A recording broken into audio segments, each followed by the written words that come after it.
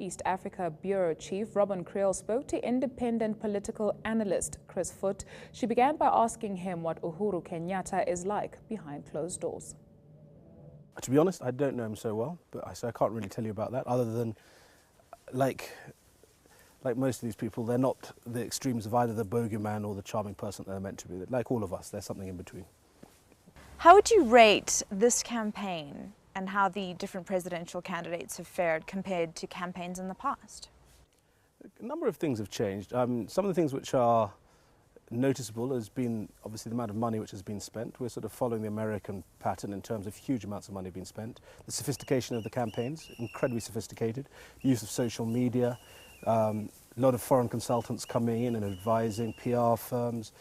That side of things has been very interesting, and it will no doubt carry on going in that trajectory. Some of the other things which aren't quite so palatable, it's probably been one of the most tribal elections we've ever seen, in terms of this really has been an election where the big fish all come to the table claiming to bring with them a particular tribe or a particular ethnic group, and that's sadly something which really has taken the fall this particular election.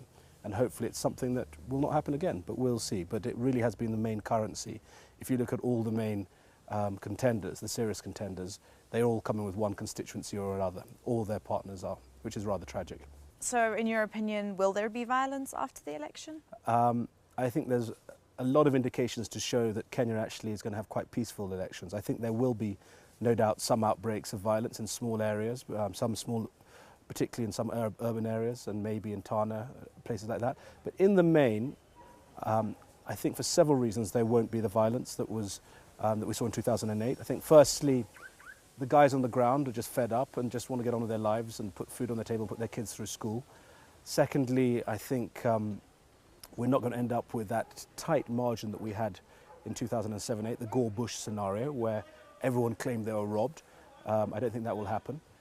Thirdly, I think the ICC has had an impact in terms of candidates are very wary of doing anything that could put them in front of the ICC, or indeed, if they are in front of the ICC, maybe of having their bail conditions revoked. So again, that's another major factor. Another factor has been that we have got an incumbent president who's stated very categorically he's moving on. So he's got no vested interest in maintaining the status quo. And he will maintain all the security apparatus at his disposal right up to the inauguration, which is a very positive thing, because it means that security will be centralised and will be relatively unbiased and non-partisan. And other factors which people haven't really considered are things like we have an Inspector General of Police for the first time who was appointed transparently and following due process and went through Parliament and is apolitical by most accounts. And we have the regular police, the administrative police and the GSU for the first time, all underneath one policeman. What difference, in your opinion, have the presidential debates made in the campaign and how voters will vote? I think they've made some difference, not a huge amount. Maybe 5% of people might have changed their mind. I think most people have arrived at this election with a very clear idea who they're going to vote for and why. And sadly, certainly in rural areas, it's probably along tribal lines. Maybe amongst the urban, middle to high income bracket groups, they are open to change, having heard them debate. But if nothing else, it's been part of our sort of rebirth as a democratic country in terms of putting some of these guys on the stage, hearing what they've got to say. Will either candidate take defeat lightly? No one likes to lose, but what's at stake for say Raila Odinga if he loses? Well, I think we've just got to look historically at what has been the behaviour of each of the candidates.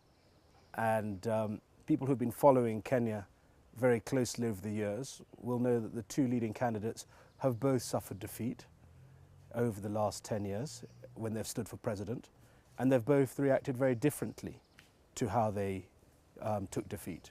And our prayer really is that they'll be magnanimous in victory and gracious in defeat, and we'll see how that plays out.